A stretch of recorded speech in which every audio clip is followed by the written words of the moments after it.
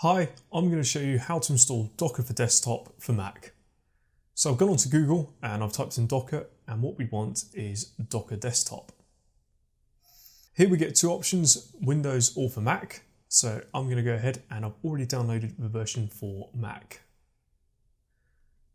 I'm going to go over to my downloads and click on docker.dmg, and really straightforward, I'm going to copy this over to my applications folder.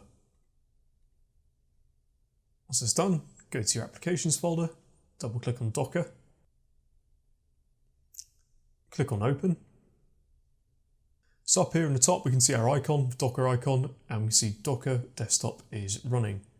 One last thing I recommend you do is sign up for Docker Hub. It's going to come in useful a bit later throughout the course, and you'll see this bit here where it says to sign in. You'll use your Docker Hub details. So now you've got it installed, I look forward to seeing you in the next lesson.